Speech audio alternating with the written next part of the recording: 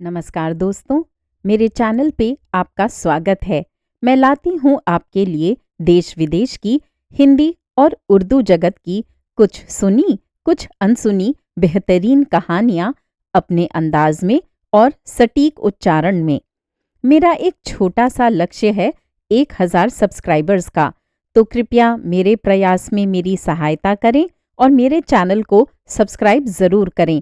साहित्य की सेवा में मेरा प्रोत्साहन बढ़ाएं और मेरे वीडियोस को लाइक ज़रूर करें। आइए आज सुनते हैं महान लेखक प्रेमचंद की लिखी कहानी नेऊर। आकाश में चांदी के पहाड़ भाग रहे थे, टकरा रहे थे, गले मिल रहे थे, जैसे सूर्य मेघ संग्राम छिड़ा हुआ हो। कभी छाया हो जाती थी, कभी तेज धूप चमक उठती थी। बरसात के दिन थे, उमस हो रही थी, हवा बंद हो गई थी। गांव के बाहर कई मजूर एक खेत की मेड़ बांध रहे थे। नंगे बदन, पसीने में तर, कछनी कसे हुए, सबके सब फावड़े से मिट्टी खोदकर मेड़ पर रखते जाते थे। पानी से मिट्टी नरम हो गई थी। गोबर ने अपनी कानी आंख मटकाकर कहा, अब तो हाथ नहीं चलता भाई, गोला भी छूट गया होगा, चवेना कर लें। नेऊर ने हंसकर कहा, ये मेड़ तो पूरी कर लो, फिर चबेना कर लेना, मैं तो तुमसे पहले आया। दोनों ने सिर पर झौवा उठाते हुए कहा, तुमने अपनी जवानी में जितना घी खाया होगा नेऊर दादा, उतना तो अब हमें पानी भी नहीं मिलता। नेऊर छोटे डील का गठीला, काला, फुर्तीला आदमी था। उम्र 50 से ऊपर थी, मगर अच्छे अच्छे नौजवान उसके बराबर मेहनत न कर सकते थे। अभी 2-3 साल पहले तक कुश्ती लड़ता था। जब से गाय मर गई, कुश्ती लड़ना छोड़ दिया था।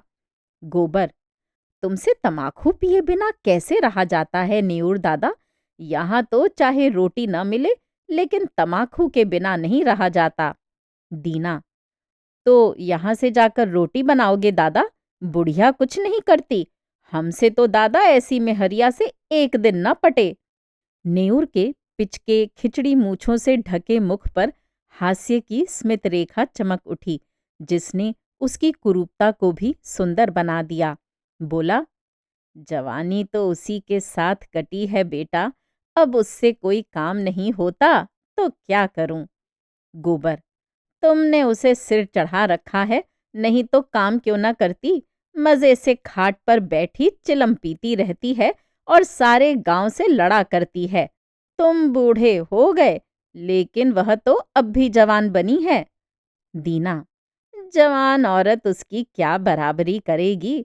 सिंदूर, टिकुली, काजल, मेहंदी में तो उसका मन बसता है।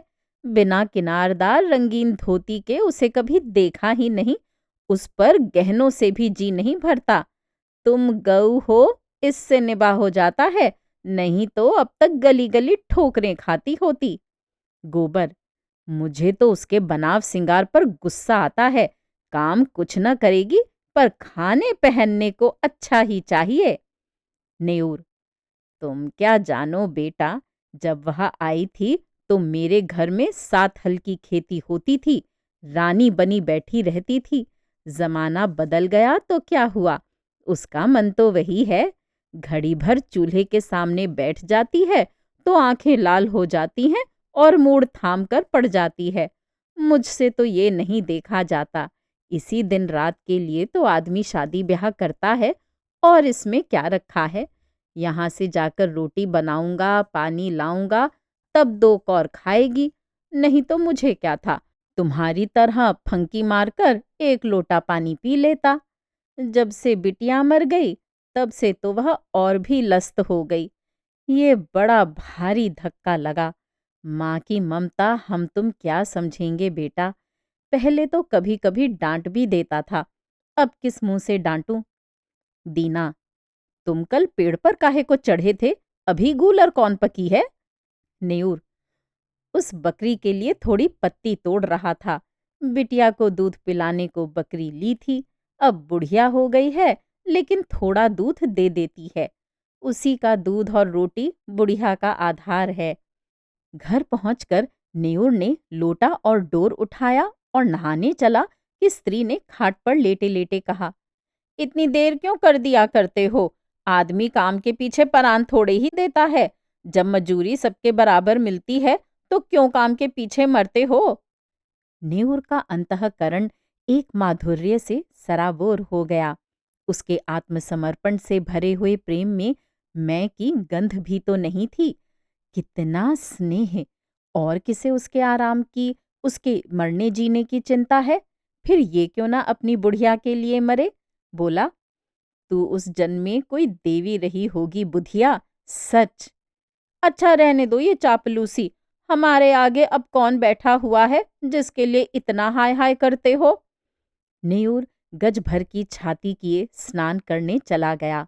लौटकर उसने मोटी मोटी रोटियां बनाई, आलू चूल्हे में डाल दिए, उनका भुर्ता बनाया। फिर बुधिया और वह दोनों साथ खाने बैठे। बुधिया, मेरी जात से तुम्हें कोई सुख न मिला। पड़े पड़े खाती हूँ और तुम्हें तंग करती हूँ। इससे तो कहीं अच्छा था कि भगवान मुझे उठा लेते। भगवान आएंगे तो मैं कहूँगा, पहले मुझे ले चलो, तब इस सूनी झोंपड़ी में कौन रहेगा? तुम न रहोगे तो मेरी क्या दशा होगी, ये सोचकर मेरी आंखों में अंधेरा आ जाता है। मैंने कोई बड़ा पुण्य किया था कि तुम्हें पाया। किसी और के साथ मेरा भला क्या निबाह होता? ऐसे मीठे संतोष के लिए नेऊर क्या नहीं कर डालना चाहता था। आलसिन, लोभिन, स्वार्थिन बुधिया अपनी जीभ पर केवल मिठास रखकर नेऊर को नचाती रहती थी, जैसे कोई शिकारी कटिये में चारा लगाकर मछली को खिलाता है। पहले कौन मरे, इस विषय पर आज ये पहली ही बार बातचीत न हुई थी। इसके पहले भी कितनी ही बार ये प्रश्न उठा था और यूं ही छोड़ दिया गया था। लेकिन न जाने क्यों नेऊर ने अपनी डिग्री कर ली थी और उसे निश्चय था कि पहले मैं जाऊंगा। उसके पीछे भी बुधिया जब तक रहे, आराम से रहे, किसी के सामने हाथ न फैलाए। इसीलिए वह मरता रहता था जिसमें हाथ में 4 पैसे जमा हो जाएं। कठिन से कठिन काम जिसे कोई न कर सके, नेऊर करता। दिन भर फावड़े कुदाल का काम करने के बाद रात को वह ऊख के दिनों में किसी की ऊख पेरता या खेतों की रखवाली करता। लेकिन दिन निकलते जाते थे और जो कुछ कमाता था वह भी निकलता जाता था। बुधिया के बगैर वह जीवन नहीं, इसकी वह कल्पना ही न कर सकता था। लेकिन आज की बातों ने नेऊर को सशंक कर दिया। जल में एक बूंद रंग की भांति ये शंका उसके मन में समाकर अतिरंजित होने लगी। भाग 2। गांव में नेऊर को काम की कमी न थी, पर मजूरी तो वही मिलती थी जो अब तक मिलती आई थी। इस मंदी में वह मजूरी भी नहीं रह गई थी। एकाएक गांव में एक साधु कहीं से घूमते फिरते आ निकले और नेऊर के घर के सामने ही पीपल की छाह में उनकी धूनी जल गई। गांव वालों ने अपना धन्य भाग्य समझा। बाबा जी की सेवा सत्कार करने के लिए सभी जमा हो गए। कहीं से लकड़ी आ गई, कहीं से बिछाने को कंबल, कहीं से आटा दाल। नेऊर के पास क्या था? बाबा जी के लिए भोजन बनाने की सेवा उसने ली। चरस आ गई, दम लगने लगा। 2-3 दिन में ही बाबा जी की कीर्ति फैलने लगी। वह आत्मदर्शी हैं, भूत भविष्य सब बता देते हैं। लोभ तो छू नहीं गया। पैसा हाथ से नहीं छूते और भोजन भी क्या करते हैं? 8 पहर में 1-2 बाटियां खा ली, लेकिन मुख दीपक की तरह दमक रहा है। कितनी मीठी बानी है। सरल हृदय नेऊर बाबा जी का सबसे बड़ा भक्त था। उस पर कहीं बाबा जी की दया हो गई तो पारस ही हो जाएगा, सारा दुख दलिद्दर मिट जाएगा। भक्तजन एक एक करके चले गए थे। खूब कड़ाके की ठंड पड़ रही थी। केवल नेऊर बैठा बाबा जी के पांव दबा रहा था। बाबा जी ने कहा, बच्चा, संसार माया है, इसमें क्यों फंसे हो? नेऊर ने नतमस्तक होकर कहा, अज्ञानी हूं महाराज, क्या करूं? स्त्री है, उसे किस पर छोड़ूं? तू समझता है, तू स्त्री का पालन करता है। और कौन सहारा है उसे बाबा जी? ईश्वर कुछ नहीं है, तू ही सब कुछ है। नेऊर के मन में जैसे ज्ञान उदय हो गया। तू इतना अभिमानी हो गया है, तेरा इतना दिमाग, मजदूरी करते करते जान जाती है और तू समझता है मैं ही बुधिया का सब कुछ हूँ। प्रभु जो संसार का पालन करते हैं, तू उनके काम में दखल देने का दावा करता है। उसके सरल ग्रामीण हृदय में आस्था की ध्वनि सी उठकर उसे धिक्कारने लगी। बोला, अज्ञानी हूं महाराज। इससे ज्यादा वह और कुछ न कह सका। आंखों से दीन विषाद के आंसू गिरने लगे। बाबा जी ने तेजस्विता से कहा, देखना चाहता है ईश्वर का चमत्कार? वह चाहे तो क्षण भर में तुझे लखपति कर दे, क्षण भर में तेरी सारी चिंताएं हर ले। मैं उसका एक तुच्छ भक्त हूं काकविष्टा, लेकिन मुझ में भी इतनी शक्ति है कि तुझे पारस बना दूं।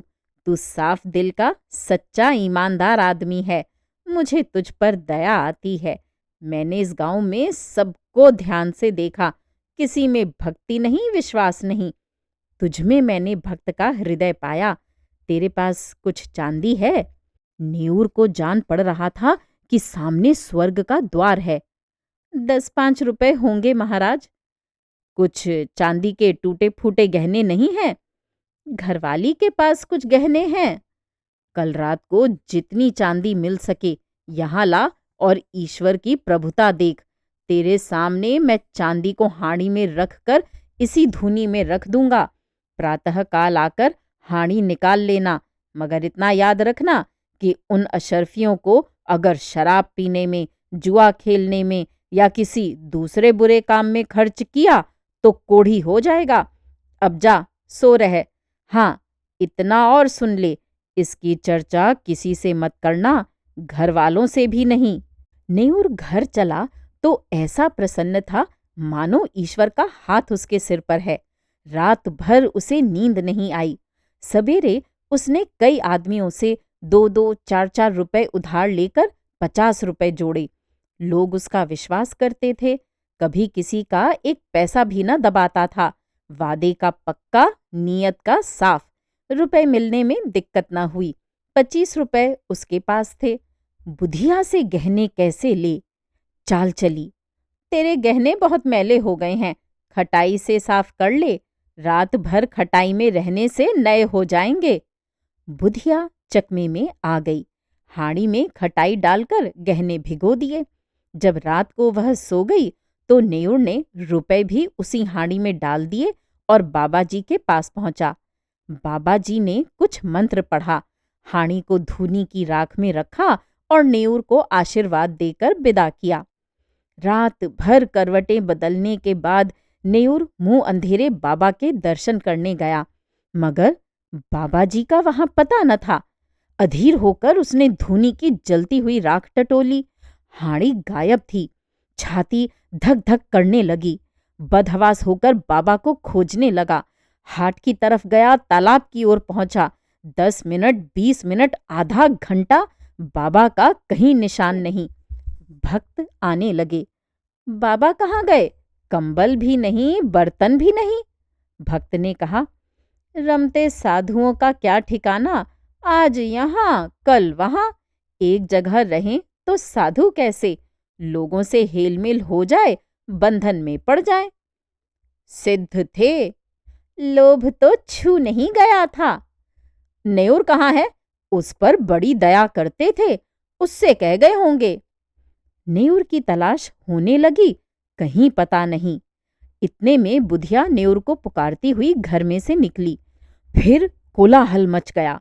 बुधिया रोती थी और नेऊर को गालियां देती थी।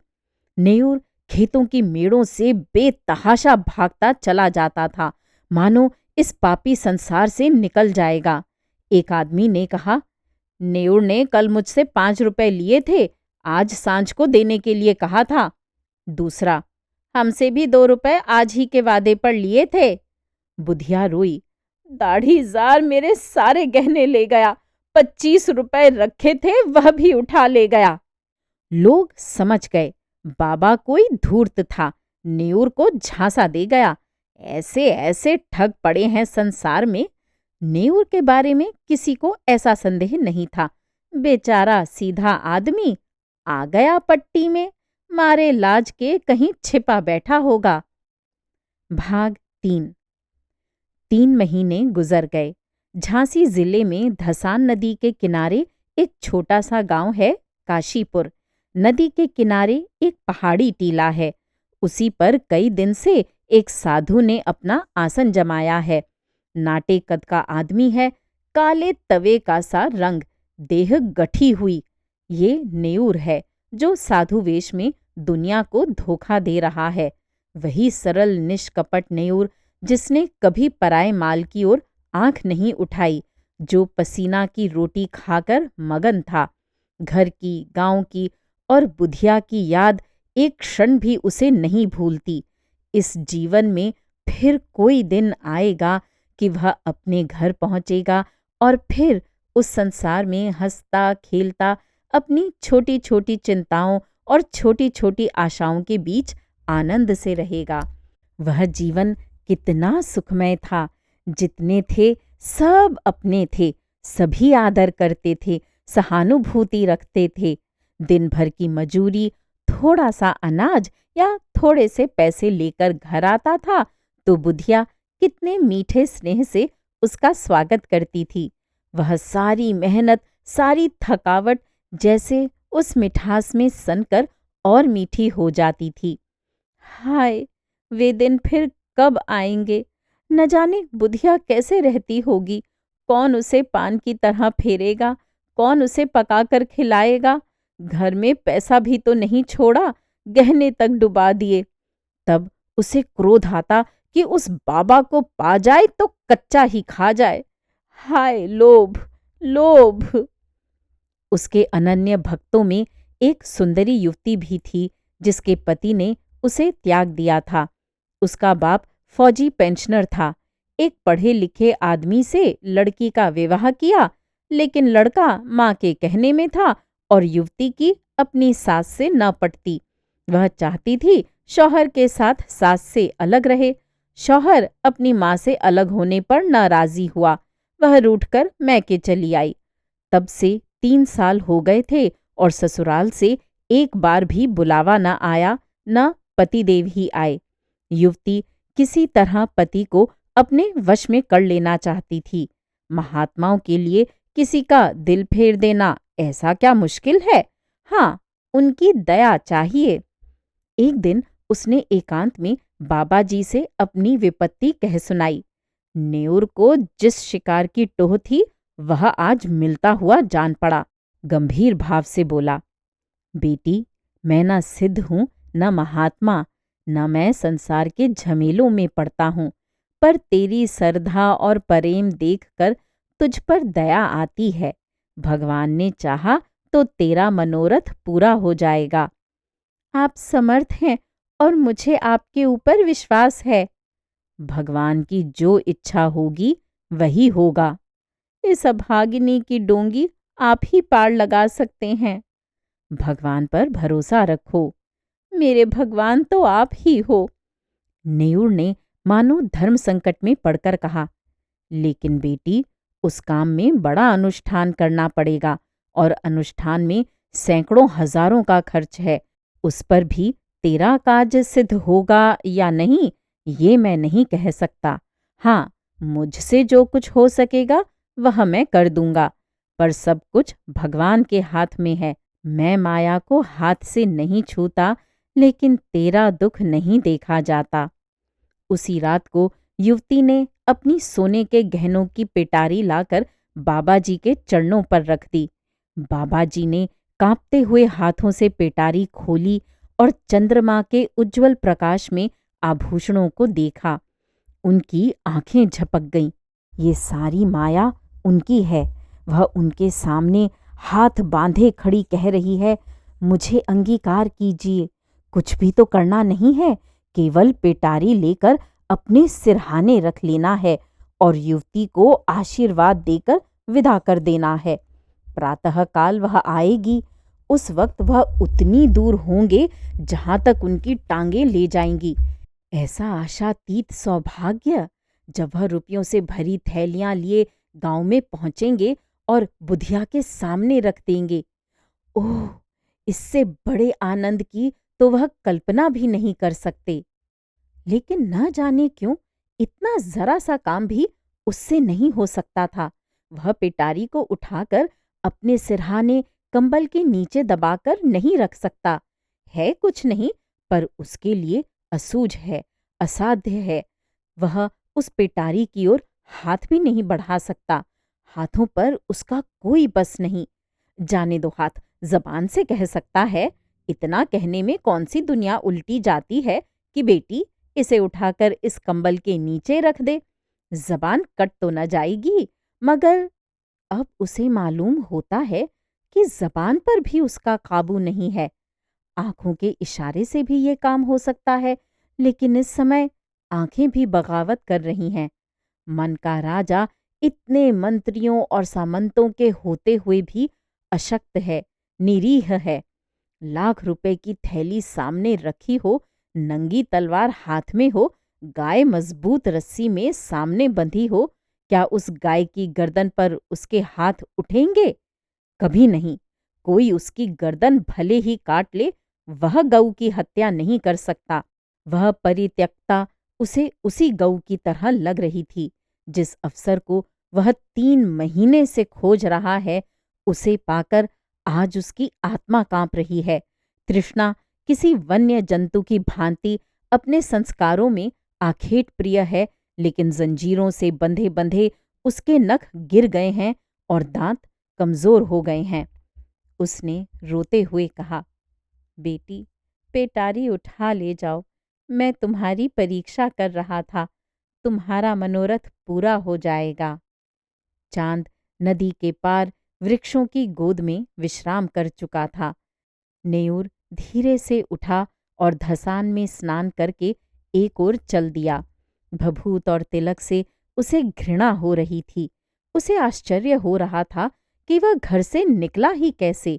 थोड़े से उपहास के भय से उसे अपने अंदर एक विचित्र उल्लास का अनुभव हो रहा था, मानो वह बेड़ियों से मुक्त हो गया हो, कोई बहुत बड़ी विजय प्राप्त की हो। भाग 4। 8वें दिन नेऊर अपने गांव पहुंच गया। लड़कों ने दौड़कर उछल कूद कर उसकी लकड़ी उसके हाथ से छीनकर उसका स्वागत किया। एक लड़के ने कहा, काकी तो मर गई दादा। नेऊर के पांव जैसे बंध गए, मुंह के दोनों कोने नीचे झुक गए, दीन विषाद आंखों में चमक उठा। कुछ बोला नहीं, कुछ पूछा भी नहीं।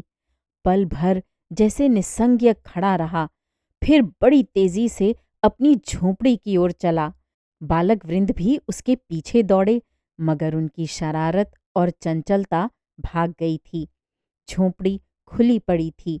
बुधिया की चारपाई जहां की तहां थी। उसकी चिलम और नारियल ज्यों के त्यों धरे हुए थे। एक कोने में 2-4 मिट्टी और पीतल के बर्तन पड़े हुए थे। लड़के बाहर ही खड़े रह गए। झोंपड़ी के अंदर कैसे जाएं? वहां बुधिया बैठी है। गांव में भगदड़ मच गई। नेऊर दादा आ गए। झोंपड़ी के द्वार पर भीड़ लग गई। प्रश्नों का तांता बंध गया। तुम इतने दिन कहाँ थे दादा? तुम्हारे जाने के बाद तीसरे ही दिन काकी चल बसी। रात दिन तुम्हें गालियां देती थीं, मरते मरते तुम्हें गरियाती ही रहीं। तीसरे दिन आए तो मरी पड़ी थीं। तुम इतने दिन कहाँ रहे? नेऊर ने कोई जवाब न दिया, केवल शून्य, निराश, करुण, आहत नेत्रों से लोगों की ओर देखता रहा, मानो उसकी वाणी हड़ ली गई है। उस दिन से किसी ने उसे बोलते या रोते हंसते नहीं देखा। गांव से आध मील पर पक्की सड़क है, अच्छी आदम रफ्त है। नेऊर बड़े सबेरे जाकर सड़क के किनारे एक पेड़ के नीचे बैठ जाता है। किसी से कुछ मांगता नहीं, पर राहगीर कुछ न कुछ दे ही देते हैं, चबेना, अनाज, पैसे। संध्या समय वह अपनी झोंपड़ी में आ जाता है, चिराग जलाता है, भोजन बनाता है, खाता है और उसी खाट पर पड़ा रहता है। उसके जीवन में जो एक संचालक शक्ति थी, वह लुप्त हो गई है। वह अब केवल जीवधारी है। कितनी गहरी मनोव्यथा है। गांव में प्लेग आया। लोग घर छोड़ छोड़ कर भागने लगे। नेऊर की अब किसी को परवाह न थी। न किसी को उससे भय था, न प्रेम। सारा गांव भाग गया। नेऊर ने अपनी झोंपड़ी न छोड़ी। तब होली आई। सबने खुशियां मनाई। नेऊर अपनी झोंपड़ी से न निकला और आज भी वह उसी पेड़ के नीचे सड़क के किनारे उसी तरह मौन बैठा हुआ नजर आता है, निश्चेष्ट, निर्जीव। श्रोताओं, अभी आप सुन रहे थे महान लेखक प्रेमचंद की लिखी कहानी नेऊर। उम्मीद है ये कहानियाँ आपको पसंद आ रही होंगी। मेरे चैनल पर आने के लिए और इन कहानियों को सुनने के लिए धन्यवाद।